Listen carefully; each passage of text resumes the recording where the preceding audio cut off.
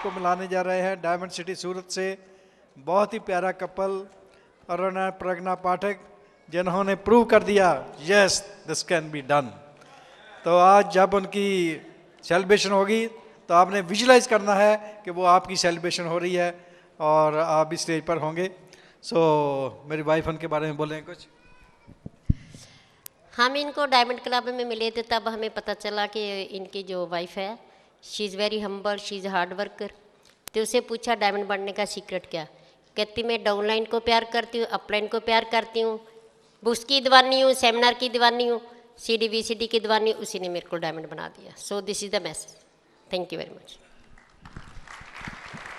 तो आपकी ज़बरदस्त क्लैपिंग में, ज़बरदस्त एक्साइटमेंट में हम बुलाने जा रहे हैं ब्रांड न्यू डायमंड्स अरुण और प्रज्ञा पाठक। ये प्लेक पेश किया जाता है तो इनके लिए जो प्लेक है जिसमें लिखा है अरुण और Pragya Pathak new diamonds. The highest reward for man's dedication to excellence is not what one gets from it, but what he or she becomes through it. Bill Britt. We are proud of your accomplishments, and we love you, Bill and Peggy Britt. Free Enterprise Day celebrations 2008.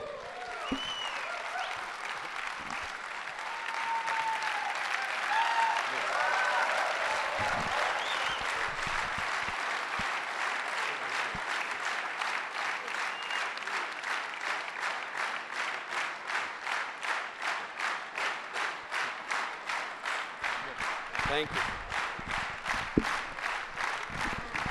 Thank you so much. Thank you.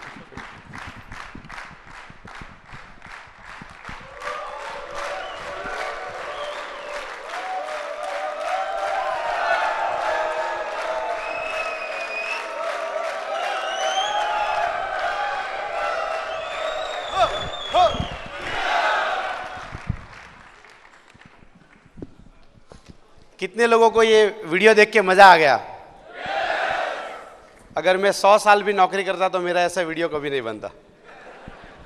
But thanks to Amway and Brit world wide and our great line of sponsorship, जिनकी वजह से आज इस stage पर हम हैं। हमें personally sponsor किया है great couple mega emeralds going diamond in EDC, doctor Sangeeta and Shankar Devraj, जो ना सिर्फ हमारे अपलाइन है, हमारे ट्रू फ्रेंड्स है, अच्छे गाइड है, हमारी ज़िंदगी का एक हिस्सा है। और हमारे अपलाइन डबल डायमंड है कुमार एंड अंजलि शिवराम, जिनका बिजनेस करने का अंदाज, उनका साइज ऑफ बिजनेस हमेशा डुप्लीकेट करने का मन होता है और उसी तरह का हमारा बिजनेस हो जाए, ऐसा हमारा ड्रीम है। अगर इस हॉल में आज आप पहली बार आए हैं या पहली बार इस तरह का बड़ा फंक्शन देख रहे हैं, शायद आपको अंदाज नहीं कि ये आपकी ज़िंदगी के लिए कितना अमूल्य मौका हो सकता है, लाइफ चेंजिंग अपॉर्चुनिटी। जब हम लोगों ने बिज़नेस की शुरुआत की थी तो एमरल्ड डायमंड शब्द हम नहीं समझे थे।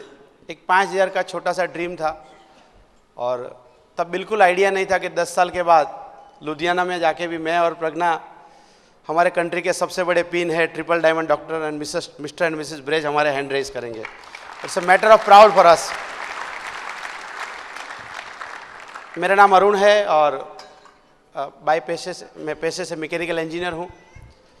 वैसे सूरत में रहता हूँ बट मेरा बर्थ प्लेस गुजरात में एक सौराष्ट्र करके जगह है, एक छोटे से गांव में भावनगर डिस्ट्रिक्ट के पास मेरा बर्थ हुआ था। पिताजी गवर्नमेंट जॉब में थे और हार्ड वर्किंग और ऑनेस्ट थे, पैसा ज़्यादा बना नहीं पाए। इकोनॉमिकली लोअर मिडिल क्लास में थे बट हार्ड वर्क और ऑनेस्टी में एकदम टॉप क्लास में थे। 11th-12th में मुझे याद है मैं किसी और की साइकिल लेके पढ़ने के लिए जाता था। किसी ने मुझे यूनिफॉर्म सिला के दी थी और इंजीनियरिंग में जब इंजीनियरिंग कैलकुलेटर लेने का वक्त आया काफ़ी सारा शोर बकोर हुआ था, क्योंकि उस ज़माने में 450 रुपये नहीं थे हमारे पास। इंजीनियर बनते ही मुझे लगा कि हमारे ज़िंदगी के जितने भी फाइनेंशियल चैलेंजेस हैं सब खत्म हो जाएंगे। मुझे याद है लास्ट ईयर में मैंने मेरी सिस्टर को बोला था कि 5 साल जाने दे तू, हमारे पास घर और गाड़ी सब कुछ आ जाएगा। बड़ी मुश्किल से बजाज स्कूटर ले पाया 5 साल के बाद। मुझे समझ में आ गया कि नौकरी पसंद करके मैंने गरीब रहने का रास्ता चुन लिया है। और काफ़ी सारे ऑप्शंस के बारे में मैं सोचता रहता था, बट फाइनेंशियल लिमिटेशन की वजह से कभी कोई बिजनेस कर नहीं पाया। मुझे याद है शुरू के दिनों में मेरे दिमाग में एक कैरियर बनाने का भूत था। मैं सोचता था जीएम बनूंगा, वाइस प्रेसिडेंट बनूंगा, डिपार्टमेंट हेड बनूंगा, कितने सारे आदमी हमारे नीचे होंगे। तो मैं काफ़ी वर्कोलिक था, सब कुछ छोड़ के फैक्ट्री में पड़ा रहता था। मुझे याद है प्रज्ञा कई बार मुझे बोलती थी मैं भी जॉब करूं क्या। मैं समझता था मैं जॉब में बिजी रहता हूं, वेल्डिंग कटिंग ये सब काम के बीच में, इसलिए ऐसा बोलती होगी। समझने में मुझे 13 साल लगे, मेरी सैलरी कम है इसलिए ऐसा बोलती है। Anyway, if you are hard working, God has his own ways to reward you. और मैं एक प्रोजेक्ट वर्क में इन्वॉल्व था और सिमिलर प्रोजेक्ट हमारी एक ग्रुप ऑफ कंपनीज में भी बॉम्बे में होने वाला था। उनको एक एक्सपर्ट इंजीनियर की ज़रूरत थी जिनको ऐसा अनुभव हो। हम 2 लोग थे, मगर हमारे 2 बॉस के झगड़े के बीच में मुझे भेजा गया। एक्चुअली जाने वाला कोई और था। आज मुझे लगता है कि अच्छा ही हुआ झगड़ा हुआ, नहीं तो मैं लुधियाना कभी नहीं आता था। मैं गया था प्रोजेक्ट एग्जीक्यूशन के लिए 3 दिन, और मुझे बिल्कुल आइडिया नहीं था कि ये विज़िट मेरा बॉम्बे का एक लाइफ चेंजिंग अपॉर्चुनिटी हो जाएगा। शाम को हमारे प्रोजेक्ट के जो सीनियर एसोसिएट है वहाँ के बॉम्बे के, उनके घर में देखने गया। मैंने सुना था उनके घर बहुत बड़े हैं, 3500 स्क्वायर फीट का घर है। मैं तो 8 बाई 20 की खोली में रहा था। तो उन्होंने बोला ठीक है शाम को 7:30 बजे आ जाओ। करीब अप्रैल 98 की बात है, बिज़नेस लॉन्च होने के 15-20 दिन पहले की बात है। जब मैं वहाँ पहुँचा तो वो किसी को बिज़नेस प्लान दिखा रहे थे। कुछ 5 मिनट की बात बाकी थी। वो सज्जन ने बोला मुझे लिटरेचर दे दीजिए, मैं ज़रा सोच के बताऊँगा। और वो जाने के बाद मैंने पूछा कि ये आप पैसे कमाने की बात कर रहे हैं तो मैं भी कर सकता हूँ क्या। और रेस्ट इज़ अ हिस्ट्री। मैं आपको इसलिए बताता हूँ कि when you find out the right people who are looking more in life, आपको एक्सपर्ट बनने की ज़रूरत नहीं पड़ेगी। और अगर किसी को भूख भी नहीं है, आप कितना भी अच्छा प्लान दिखा दो, वो बोलेगा ये मेरे लिए नहीं है। और कहीं ना कहीं आपके लिए ऐसे लोग हैं। मैं कई बार प्लान दिखाने जाता हूँ, लोग बोलते हैं भगवान की दया से हमारे पास सब कुछ है, मगर गंजी में तो होल है। शायद वो भी भगवान की दया मानता होगा। You need to be honest to say yes I want more in life. और ऐसा बोलने में मुझे बिल्कुल शर्म नहीं लगी, हिचकिचाहट नहीं हुई।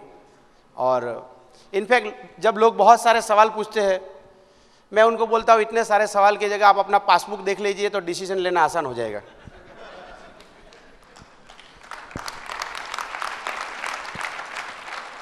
जब पहली बार हमारे घर पे किट आया, हमें बिल्कुल आइडिया नहीं था, क्योंकि मैंने कभी पूरा प्लान नहीं देखा था। कॉरपोरेशन के बारे में इतनी इन्फॉर्मेशन नहीं थी। प्रोडक्ट का प्राइसिंग देख के डेफिनेटली थोड़ा डर गए थे। 300 रुपये का शैम्पू। अभी जब इंजीनियरिंग के फ़ी के पैसे नहीं थे, यूनिफॉर्म किसी ने सिला के दिया था, तो 300 का शैम्पू मेरे लिए क्या, मेरे बालों के लिए भी वो सपना था। बट हमारे अपलाइन ने बड़ी अच्छी चीज़ बताई कि ये प्रोडक्ट आपको कस्टमर के नज़रिए से नहीं देखना है, आपको ये देखना है कि through this shampoo and with this shampoo आप अपनी किस्मत कैसे बदल सकते हो और कहाँ तक पहुँच सकते हो।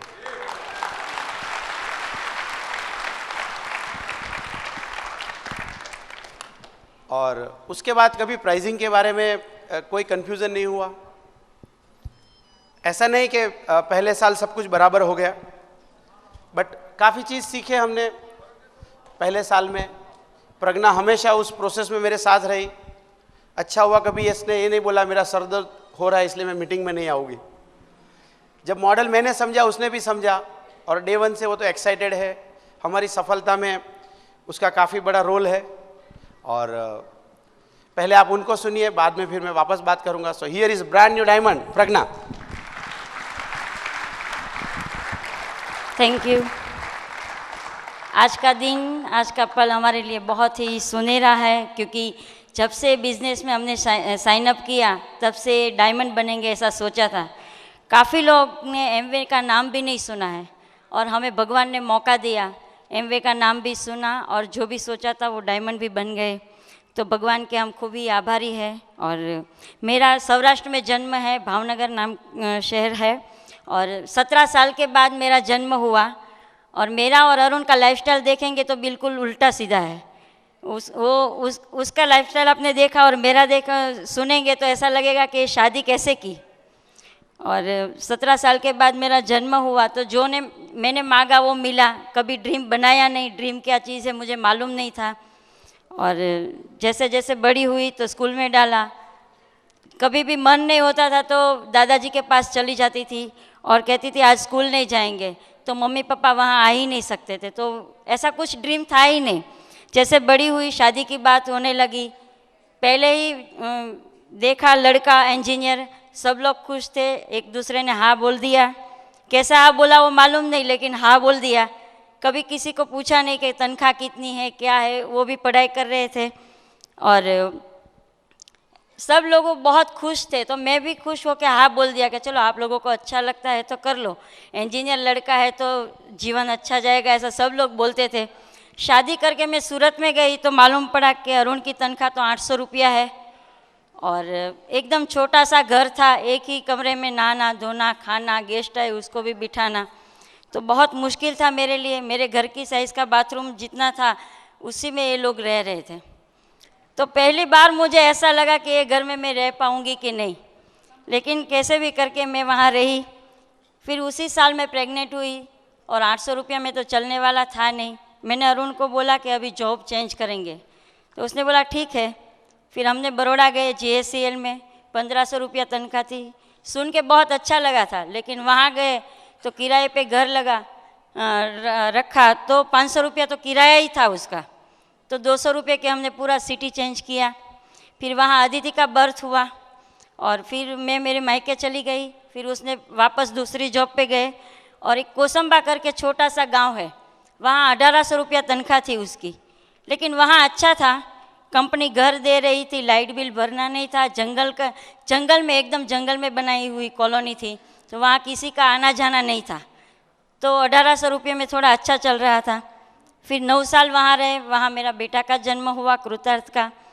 फिर बच्चे जैसे बड़े होने लगे तो एजुकेशन के बारे में हम लोग सोचते थे।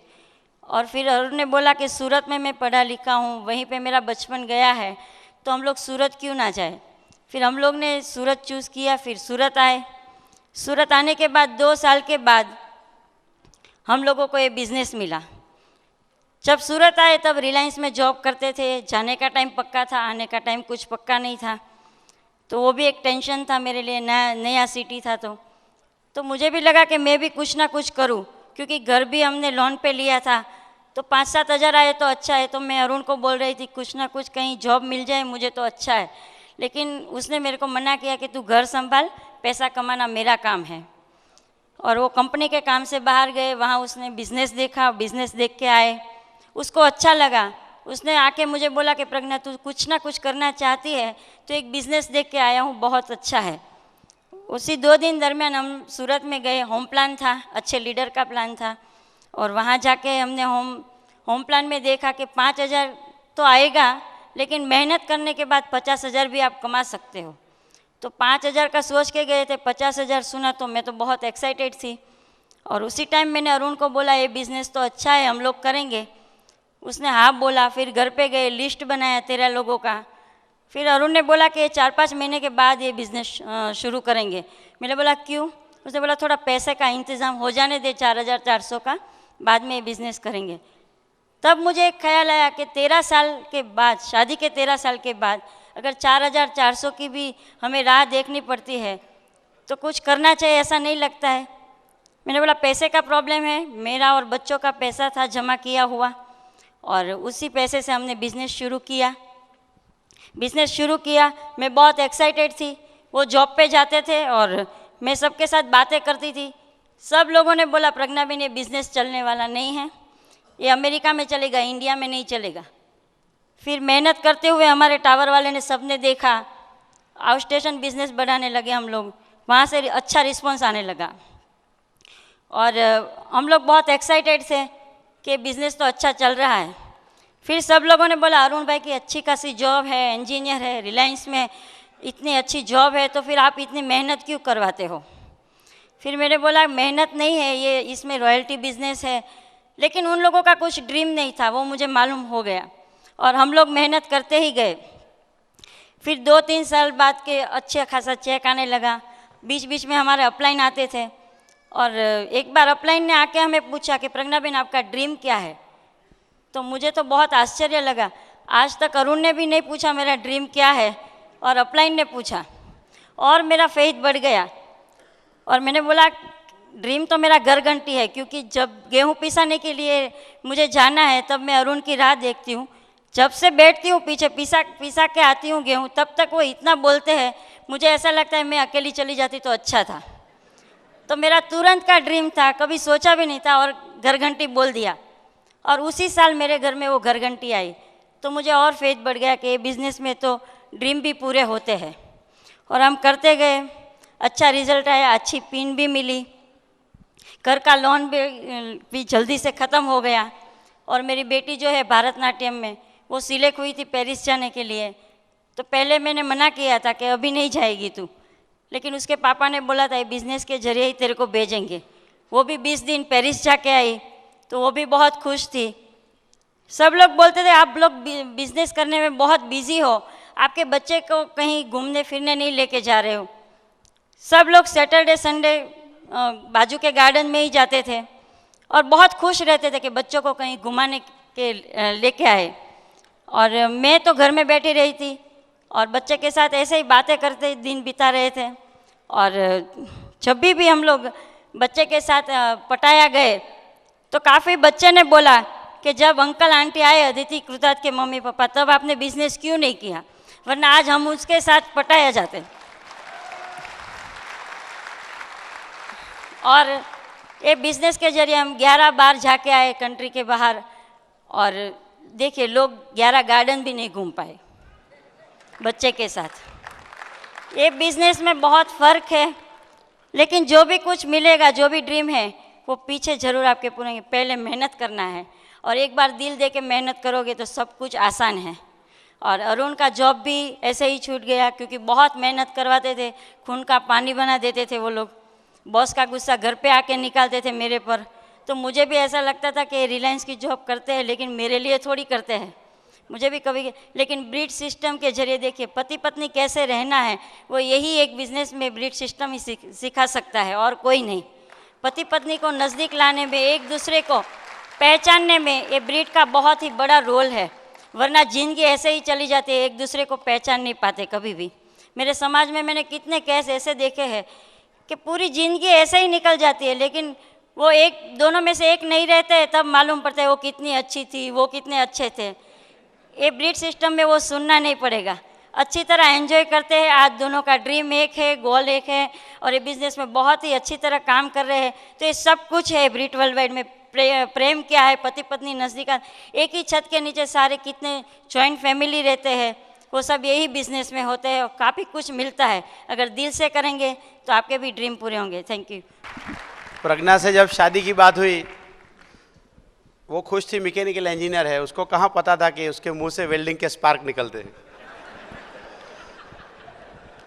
क्या करूँ, सालों भर का एसोसिएशन, पूरा दिन मैं जिन लोगों के साथ रहता था, ऐसे शब्द थे जो मैं आपको बता नहीं सकता हूँ। और पॉजिटिव एसोसिएशन का मौका इधर ही मिला। आज वो बोलती है कि 17 साल का मैकेनिकल इंजीनियर की ज़िंदगी के साथ जो रही हो, उससे अच्छा है 10 साल का ब्रिट स्टूडेंट अच्छा है। आपके वेल्डिंग स्पार्क को फूलों में कन्वर्ट करने की एबिलिटी ये सिस्टम में ही है। कई बार तो आदमी को पता भी नहीं लगता है कि स्पार्क निकल रहे हैं। और क्योंकि स्पार्क निकलते थे, हमारी जर्नी भी बहुत होती थी। हम लोग सूरत में रहते थे, प्रज्ञा का मैका 400 किलोमीटर दूर भावनगर में है। थोड़ा ज़्यादा स्पार्क निकला तो भावनगर चली जाती थी वो, और 5-15 दिन में मैं समझ जाता था कि प्रज्ञा तो चाहिए, टिफ़िन कौन बनाएगा, तो मैं वापस उसको लेने के लिए जाता था। तो ऐसी हमारी जर्नी बहुत हुई, सूरत भावनगर। सभी ढाबों के बारे में पता है बीच में जितने भी आते हैं। But thanks to Amway and Brit world wide, पिछले 9 साल में करीब 11 कंट्री में मैं और प्रज्ञा जाके आए। मुझे याद नहीं है हमारे कोई सीनियर कलीग, हमारे बॉस या मेरे साथ में काम करने वाला हर साल हर नवंबर में अब्रॉड जाता हो। ऐसा आप भी देख लीजिए, आज आपके आजू बाजू में ऐसे कितने लोग हैं। शायद ज़िंदगी में एक बार जाएंगे और उसके लिए कितनी सारी कुर्बानी कर देनी पड़ेगी। सो ये मौका है। हालांकि सब लोग तो ऐसा नहीं समझेंगे। मेरा पड़ोसी शुरू में मुझे बोलता था ये बिज़नेस इंडिया में नहीं चलेगा। मुझे सरप्राइज लगता है, इतनी सारी नॉलेज है तो वो चिदम्बरम की जगह पे क्यों नहीं है। अच्छा ही हुआ मैंने उसकी बात नहीं मानी। वो स्कूटर चलाता था, आज भी स्कूटर चला रहा है। अगर मैं उसकी बात मानता तो आज 2 लोग स्कूटर चलाते थे।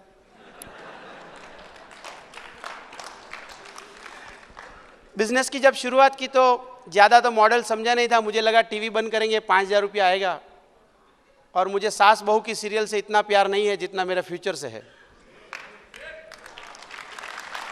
तो मैंने तो तुरंत हाँ बोल दी, करेंगे। बट सबसे पहला इस बिज़नेस के बारे में कुछ ज़्यादा मैं समझा तो जब हमारे अपलाइन डबल डायमंड को मैं मिला, करीब जून एंड में वहाँ आए थे, जून जुलाई था, 98 का वक्त है। हमारे अपलाइन शंकर जी ने बताया कि हमारे अपलाइन डायमंड को आप मिले नहीं है, वो बड़ौदा आ रहे। हमारे कंट्री मेंटर कांति भाई भी वहाँ है, why don't to go there. और मैं वहाँ पे गया। मुझे याद नहीं आज करीब करीब इतनी ही गैदरिंग होगी वहाँ पे, उन्होंने क्या बताया। बट एक चीज़ मेरे दिल में जो हिट कर गई वो ये है, मैं समझ पाया कि 2 चीज़ में वो हमसे बहुत आगे है। एक तो उनके पास मर्सिडीज़ बेंज है। अगर मैं 50 साल भी नौकरी करता तो हमारा सीनियर मोस्ट आदमी मर्सिडीज़ नहीं चलाता है, वो तो हमारे ओनर ही चलाते हैं सिर्फ कंपनी के। यानी फाइनेंशियली मैं बीट नहीं कर पाता। जो चीज़ मुझे मेरी ज़िंदगी में 60 साल में नहीं आएगी वो उनके पास 34-35 साल में है। और दूसरी चीज़ मैं समझा कि is a full time father. ये फुल टाइम फादर शब्द मैंने 35 साल तक मेरी ज़िंदगी में कभी नहीं सुना था। नौकरी करता तो by default full time grandfather जरूर बन जाता था। But thanks to this business उसी बाद मेरा कमिटमेंट बढ़ा। और आप देखिए नेक्स्ट 4.5 ईयर्स के पार्ट टाइम एफर्ट के बाद ये मेरी ज़िंदगी का 6ठा साल है रिटायरमेंट का। मैं जॉब पे नहीं गया। प्रज्ञा ने लंच बॉक्स नहीं बनाया कभी 6 साल में। मैंने हेलमेट नहीं पहना और सेफ्टी शूज़ नहीं पहनता हूँ। आई कार्ड नहीं है इधर, किसी को बॉस नहीं बोलता हूँ। और पिछले 6 साल में मैं मेरे पेरेंट्स के साथ, हमारे बच्चों के साथ और प्रज्ञा के साथ जितना मैंने वक्त निकाला उतना मेरी पिछली ज़िंदगी में मैंने कभी नहीं निकाला है। Thanks to Amway and Brit worldwide.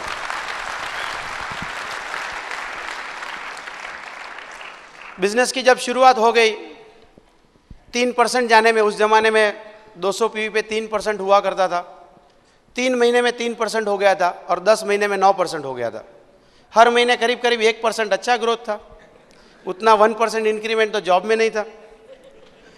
और मुझे याद है पहला मेजर फंक्शन मैंने देखा बॉम्बे में, जहाँ डॉक्टर साहब आए थे डायमंड क्वालिफिकेशन में। और मैं अकेला गया था इसीलिए कि फंक्शन का 400 रुपया बचाना चाहता था उस वक्त। और मुझे याद है कुमार भाई ने बोला कि फंक्शन देखते ही तो समझ जाएगा कि प्रज्ञा को नहीं लाके तूने गलती की है। और हाफ वे ही मैं समझ गया। उसके बाद वो गलती मैंने कभी नहीं की। उस फंक्शन में मैंने देखा, मैं इतना समझ पाया कि ज़िंदगी में अगर मुझे चुनाव करने का वक्त आया एमवे और जॉब के बीच में तो मैं ज़रूर एमवे को चुनूंगा। That was a confidence. पूरे साल की जर्नी में अगर फाइनेंशियली अगर आप देखें तो शायद 1000 रुपया मैं कमाया, क्योंकि 9% गया। फिर 40-50 दिन के लिए कंपनी ने कहीं प्रोजेक्ट वर्क के लिए लखनऊ भेज दिया। जब वापस आया तो वापस 200 पीवी था, इसलिए कि मैंने 160 पीवी लखनऊ में किए थे 2 विड्थ खोल के। और लोकल टीम 1000 पीवी वाली 40 हो गई थी। बट वापस मतलब at the end of year आप देखो तो वापस 3% ही था। मुझे याद है हमारे अपलाइन से जब मैंने बात किया तो उन्होंने बोला कि भाई गाड़ी में पेट्रोल ख़त्म हो जाए तो गाड़ी छोड़ सकते हो या तो नया पेट्रोल डाल सकते हो। He was talking all about new expansion. और उसके बाद कभी देखा नहीं। बट पहले साल में ज़्यादा पैसा बना नहीं पाया। उससे ज़्यादा अधिक पैसा शायद मैंने टूल्स में डाला, फंक्शंस में डाला। ज़्यादातर लोग बोलते थे इंजीनियर हो, इतना एफर्ट अगर जॉब में लगाओगे तो तरक्की हो जाएगी, अच्छी इंक्रीमेंट हो जाएगी। I you want to spoil your career. उनकी नज़र में शायद वो सच था। बट 1 साल के एंड में हमारे अंदरूनी जो चेंज आए थे वो उनको पता नहीं था। मैं समझता था 5,000 रुपये का बिजनेस है, बट 1 साल के बाद मैं समझ पाया कि 5,000 नहीं 5 लाख और 5 करोड़ भी कमा सकते हैं इससे। At the end of 1 year मैं समझ पाया कि ऑफलाइन रिलेशनशिप की क्या वैल्यू है। हमारे जितने ट्रांसपेरेंट रिलेशन होंगे उतना ही ये बिजनेस में अच्छी तरह से कर पाऊंगा। कॉरपोरेशन के बारे में मुझे कुछ भी पता नहीं था। इनफैक्ट 7वां प्रोडक्ट लॉन्च हुआ तो पता चला कि वो एसेट भी बनाते हैं लोग। बट पहले साल के बाद मुझे समझ में आया कि ये तो ग्लोबल कॉरपोरेशन है, ना सिर्फ इंडिया में बट काफ़ी सारी जगह पे हम ये बिजनेस फैला सकते हैं। ब्रिट वर्ल्ड वाइड सिस्टम के बारे में मैं समझा, और यही सब चीज़ को लेके क्योंकि मेरा उत्साह ज़्यादा था, पीपल स्किल के बारे में मैं समझ पाया, प्रज्ञा की क्या वैल्यू है बिजनेस में वो मुझे समझ में आया। और इसीलिए जब दूसरे साल में लोगों के साथ बात करने गया, यही डीप अंडरस्टैंडिंग के साथ अच्छी कम्युनिकेशन स्किल बढ़ा पाया, तो दूसरे साल रिजल्ट अच्छा है और 1,000 को 20,000 करने में टाइम नहीं लगा। मैंने एक बार बिल ब्रिट के कैसेट में सुना था, ये बिजनेस में बहुत पैसा है दूसरे साल में, बट अनफॉर्चुनेटली वो पहले साल के बाद ही आता है। और आपको बहुत सारे लोग मिलेंगे जिनको देख के आपको लगेगा कि इनके घर में क्यों गए आप। जैसे मैं किसी को प्लान दिखा रहा था, वो बोलता है मैंने ज्वाइन किया था मगर करके छोड़ दिया। मैंने बोला क्यों छोड़ा? बोला 6 लोगों को जोड़ा मगर उन्होंने कुछ किया नहीं। मैंने बोला दूसरी बार आपको बोलना चाहिए 7 लोगों ने कुछ नहीं किया है। सबसे ज्यादा इंपॉर्टेंट कौन है? आप। 6 लोगों को लाने वाला कौन है? हाँ, अगर वो 6 चले जाएंगे तो दूसरे 6 को कौन लाएगा? आप लाएंगे। और अगर आप गेम में रहेंगे तो ऐसे लोग हमेशा मिलते रहेंगे। You must believe it. हमारा जो पहला प्लेटिनम लेग है वो फर्स्ट 18 मंथ्स तक हमारे साथ नहीं था। लेग की शुरुआत हो गई थी करीब करीब 7-8 महीने के बाद, बट 9 डीप जाते जाते वहाँ पे एक सज्जन मिले, उनको मैंने स्पॉन्सर किया। थोड़े ही दिनों के बाद एफईडी था बॉम्बे का, वहाँ मैं उनको लेके आया। तब तक उनके बहुत सवाल थे। डॉक्टर साहब को उन्होंने सुना, कभी भी सवाल नहीं पूछा। नेक्स्ट 40 डेज में वो क्वालिफाई हो गए सिल्वर। आज तक उन्होंने क्वालिफिकेशन ब्रेक नहीं किया। आज हमारे टीम के एमरल्ड है भरत और भावना बलर, वो डायमंडशिप की तरफ जा रहे। जब वो क्वालिफाई होने लगे तो मेरे और उनके बीच में 8 लोग थे, उसमें से एक की आंखें खुल गई, बाकी की खुल रही है धीरे धीरे। तो उन्होंने भी सोचा कि क्यों ना हम क्वालिफाई करें, बिजनेस इतना अच्छा है। और लास्ट ईयर वो भी ब्रांड न्यू एमरल्ड बने, भूपत और चेतना पटेल। उसके नीचे बहुत सारे लोग क्वालिफिकेशन में इस साल नए एमरल्ड्स और काफ़ी सारे सफायर्स वहाँ पे आ रहे। जब पहला लेग क्वालिफाई हुआ तो दूसरा ढूंढना नहीं पड़ा, वो मेरे विड्थ में था ही। बट पहला लेग सिर्फ 2 महीने में ज्वाइन होके क्वालिफाई हो गया, तो उनको लगा कि हम 1 साल से क्या कर रहे हैं, और उसी चीज़ ने फायर लगाया और हमारा दूसरा लेग भी क्वालिफाई हो गया नेक्स्ट फॉलोइंग ईयर में। रजनी और जयदेव मेहता फाउंडर प्लेटिनम है, उनके नीचे प्लेटिनम्स, गोल्ड, सिल्वर काफ़ी सारे लोग हैं। हमारा जो तीसरा लेग है, मेरे दोस्त की फूफी का लड़का है। मुझे लगता था ये तो ज्वाइन नहीं करेगा, ऐसा मेरा ख्याल था जब मैं गया, बट तुरंत ही उसने पैसा दे दिया, काफ़ी सारे लोगों के पास ले गया। आज उसी लेग में प्लेटिनम्स है, नए प्लेटिनम्स आ रहे हैं। अनफॉर्चुनेटली वो लड़का वहाँ नहीं है, रिन्यूअल फीस उसको थोड़ा ज़्यादा लग गया। हमारा चौथा लेग जो है वो प्रज्ञा की सिस्टर है, उस करीब करीब 99 में स्पॉन्सर किया था। जब बहुत सारे लोग जुड़ते नहीं तो कहीं ना कहीं भाई बहन का तो फॉर्म भर ही सकते ना। मैं 2-4 बार ससुराल में गया तो उसको तरस आ गया कि चलो एक फॉर्म भर ही देते हैं। जब उसने फॉर्म भरा तो एक और सिस्टर को तरस आ गया, 1-आध महीने में उसने भी फॉर्म भर दिया। फिर उनके भाई ने फॉर्म भर दिया, काफ़ी सारा हाथ पैर मारा उधर। और जब तक हम लोग एमरल्ड क्वालिफाई हुए उस लेग में कोई क्वालिफिकेशन नहीं हुआ। ये वो लेग है जिसको लेके मैं बहुत सारे स्टेट में घूमा, इसलिए मेरा जोग्राफिकल नॉलेज भी उस लेग में काफ़ी अच्छा हुआ। और बट आप कंसिस्टेंटली अगर ढूंढते रहेंगे तो कहीं ना कहीं तो हीरो मिलेंगे। और उसी लेग में एक ऑर्थोपेडिक सर्जन और एक इंजीनियर कपल आया इंदौर में, डॉक्टर मिलिन एंड रुपल शाह। वो प्लेटिनम गए और हमारे साथ ALS क्वालिफिकेशन में भी सेम ईयर में आए। हो हमारा 5वां जो लेग है वो मेरा दोस्त ही है, हम लोग साथ में पढ़ते थे। जब हम लोग प्लेटिनम गए तो जब लिस्ट बनाने के लिए अपलाइन बोलते हैं तो याद आया कि 20 साल पहले एक लड़का भी था मेरे साथ पढ़ता था, उसके घर पे गया। क्योंकि मैं बिजनेस में था, उसने डिसीजन लेने में मना नहीं किया, बट करीब 2-3 साल तक फाउंडर 0% पे रहा।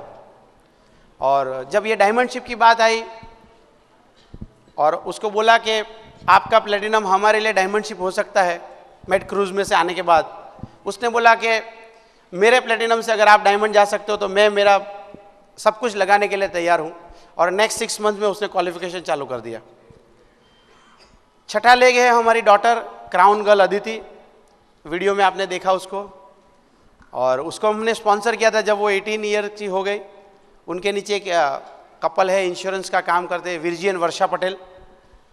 जब 5 लेग क्वालिफाई हो रहे तो सिर्फ छठे लेग को डिसीजन लेना था। हमने जब उनको बुलाया, उनकी सोच थी कि हर एक पिन लेवल पे 2-3 महीना तो रहना चाहिए, बट उनकी ये सोच मेरे लिए बहुत महंगी पड़ सकती थी, क्योंकि हम लोग डेफ्थ में वहाँ काम कर रहे थे, हमारा कॉन्फिडेंस ज़्यादा था, मैं और प्रज्ञा का काफ़ी वहाँ रोल है। और उनको बोला कि हम लोग आपके साथ में, आप सिर्फ मेहनत करते रहिए। और नवंबर में एक बार क्वालिफिकेशन हो गया, उन्होंने पीछे मुड़ के कभी क्वालिफिकेशन मिस नहीं किया। आज उनके लेग में गोल्ड प्रोड्यूसर भी हुआ, और इसी तरह हमारे 6 लेग क्वालिफाई हुए। बट ये डायमंड जाने का जो डिसीजन है, देखिए एमरल्ड तो 2005 में हो गए थे, और उसकी जो चिंगारी लगी वो मेड क्रूज में लगी। जब हमारे upline double diamond Kumar ji वहाँ आए थे और उन्होंने 50th एनिवर्सरी सेलिब्रेशन जो एमवे का हो रहा है लास वेगास में, उनके बारे में बताया कि अगर एक डायमंड अगर इंडिया से भी क्वालिफाई होके आ जाएगा हमारे लेग से तो मुझे बड़ी खुशी होगी। मैंने और प्रज्ञा ने सोचा कोई भी आ सकता है, but why not Arun and Pragya. और वापस आने के बाद कॉरपोरेशन से जीआईपी प्रेजेंटेशन के बारे में भी समझा। मैंने सीरियसली एक्सेल शीट में कैलकुलेट किया कि कितना पैसा हो सकता है। 2000-5000 के इंक्रीमेंट के लिए मैं 12, 15, 18 घंटा अगर फैक्ट्री में काम कर सकता हूं, तो लाखों रुपए के जीआईपी के लिए मैं 2 प्लान एक्स्ट्रा नहीं दिखा सकता हूं क्या रोज? और ये करीब मई 2000 की बात, 2007 की बात है, और उसके 6 महीने बाद एग्जैक्टली नवंबर में क्वालिफिकेशन चालू हुआ, और मई 2008 इट वॉज ऑल ओवर। मैं आपको इसलिए बताता हूं कि लेग शायद आपके पास भी होंगे, एक चिंगारी की ज़रूरत है। और बात रही जब सफलता और फेलियर की, सक्सेस और फेलियर की बात है, आप हमेशा सफलता के नंबर पे फोकस कीजिए, ना सिर्फ एमवे में, हर एक जगह पे असफलता के बीच से तो जाना ही पड़ेगा। कितने लोग कपिल देव को जानते हैं? कपिल देव का नाम सुना है? किसके लिए फेमस है वो? बॉलिंग के लिए। और जब वो बॉलिंग करने जाते हैं उनका गोल क्या है? विकेट लेना। और क्योंकि उन्होंने 434 विकेट्स लिए हैं, he is rated as a top star bowler in India. Not only in India but internationally भी उनका नाम काफ़ी अच्छा रेपुटेशन के साथ लिया जाता है। अगर आप उनकी कैरियर को देखेंगे तो करीब करीब 131 टेस्ट उन्होंने खेले हैं, 27,700 से ज़्यादा गेंद उन्होंने डाली है, मगर विकेट मिला सिर्फ 434 में। इसका मतलब हुआ करीब 27,400 गेम पे या तो वाइड बॉल था, या तो नो बॉल था, या लोगों ने उसको चौका और छक्का मार के पिटाई की होगी। आपको क्या लगता है, किसी ने जब चौका और छक्का मारा, कपिल देव ने सोचा होगा मैं क्विट करूं, या उसने सोचा होगा अगली बॉल पे दिखा दूंगा? क्या सोचा होगा? दिखा दूंगा। आप भी जब ऐसा सोचेंगे, जब कोई प्रोस्पेक्ट ना बोलेगा, एक और प्रोस्पेक्ट, आप भी टॉप स्टार बन जाएंगे।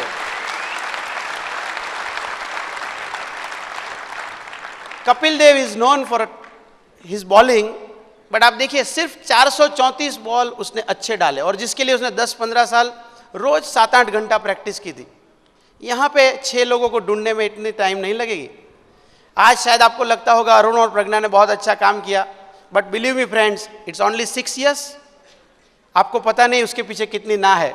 उतनी ना अगर आप सुन लेंगे, वो 6 हाँ आपको भी मिल जाएगी।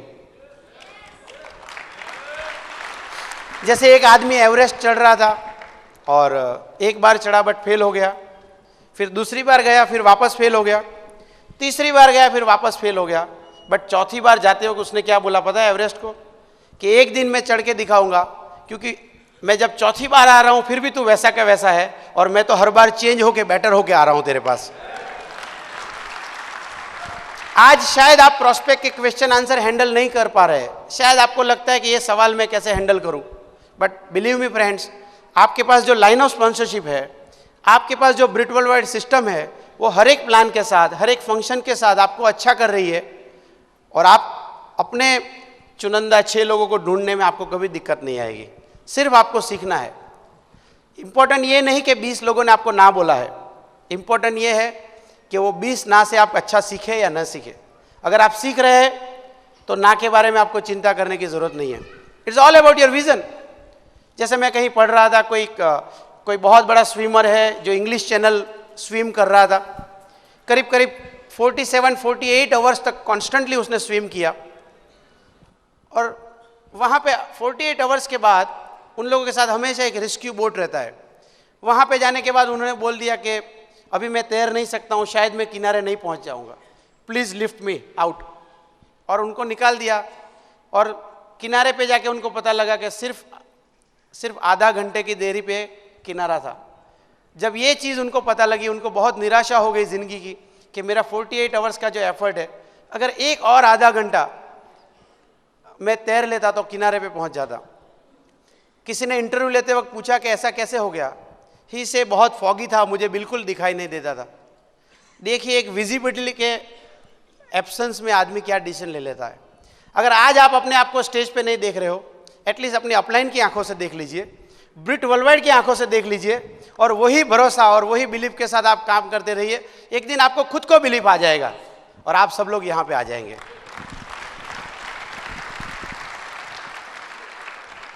देखिए, होपलेस इंसान कभी भी बनना अच्छा नहीं है। होपलेस सिचुएशन हो सकता है, सिचुएशन में निराशा हो सकती है, बट वो सिचुएशन अगर आपके ऊपर हावी हो जाएगा, आप बोलेंगे कि मैं होपलेस, मैं जिंदगी में कुछ रहा ही नहीं। इनफैक्ट यही तो अच्छा मौका है आपकी जिंदगी का। एक इंसान का, हमारी ये जो योनि है, कितने लोग मानते हैं कि मनुष्य अवतार सबसे बेस्ट अवतार है? आप लोग, कई बार लोग बोलते हैं मेरी किस्मत में कुछ है ही नहीं। अरे भगवान के पास ऑप्शन नहीं था कि आपको कुछ और बनाने का? आपको चिड़िया बना देते थे, आपको कुत्ता बिल्ली बना देते थे। क्यों आप लोग बोलते हैं मेरी किस्मत में कुछ नहीं है? आपकी किस्मत सबसे अच्छी है, इसलिए आप बेस्ट अवतार इंसान के रूप में यहाँ पे आए हैं। बिलीव मी फ्रेंड्स, हिंदुस्तान में 100 करोड़ लोग हैं। बहुत सारे लोग ऐसे हैं जिन्होंने अभी तक प्लान नहीं देखा है। आप कितना भी जोर मार लो, वो लोग मर जाएंगे, तब तक 100 करोड़ लोगों तक आप नहीं पहुंच पाओगे। मगर भगवान ने आपको चुना। पहले 10 साल के बिजनेस में ये अपॉर्चुनिटी आपके पास आया है, और आपके पास मौका है कि आप अपनी और आने वाली जनरेशन की जिंदगी बदल सकते हो। तो आप लकी है या नहीं है? आप मानते हैं आपको 6 मिल जाएंगे? जरूर मिल जाएंगे। It's all about your belief. और देखिए एमवे का ग्रोथ क्या है। अगर आप रिसेंट डेज में इकोनॉमिक सिचुएशन के बारे में अगर कुछ भी जानते हैं, तो न्यूज़पेपर में आता है इंडस्ट्रियल ग्रोथ माइनस में है 15 साल के बाद, और यहाँ पे ये लोग बोल रहे हैं हम 750 करोड़ से 1000 करोड़ पहुँच गए। मिले, बहुत सारी कंपनियां इंटरनेशनल और नेशनल लेवल पे बोलती है 2000 लोगों को जॉब से निकाल दिया, कोई बोलता है 4000 आदमी को जॉब से निकाल दिया। और आप एमवे का प्रेजेंटेशन देखिए, लास्ट ईयर के कंपैरिजन में 171% रिक्रूटमेंट बढ़ा है। ये बेस्ट मौका नहीं है क्या हमारे लिए? बेस्ट मौका है। सब कुछ तो आपके फेवर में जा रहा है, और पहले 10 साल करने में 1000 करोड़ लगा, अगले 10 साल में आप 10,000 करोड़ पे होंगे, और तब ये हॉल पूरा डायमंड से भरा होगा। आप मानते हो ये कर सकते हो? जरूर कर सकते। आपको विश्वास है आपको 6 लोग मिलेंगे? क्या आप मेरे साथ बोल सकते हो? भगवान ने मेरे लिए 6 बनाए हैं, मुझे सिर्फ उनको मिलना है, जाके प्लान दिखाना है। मैं जरूर दिखाऊंगा, कभी टीवी नहीं देखूंगा, कभी टाइम बर्बाद नहीं करूंगा। मैं रोज प्लान दिखाऊंगा। मैं 6 ढूंढ लूंगा, मैं 12 ढूंढ लूंगा, मैं 15 ढूंढ लूंगा, मैं 20 ढूंढ लूंगा। मैं डायमंड हूं, बन के दिखाऊंगा। मैं क्राउन एम्बेसडर जा सकता हूं। चक दे पट्टे।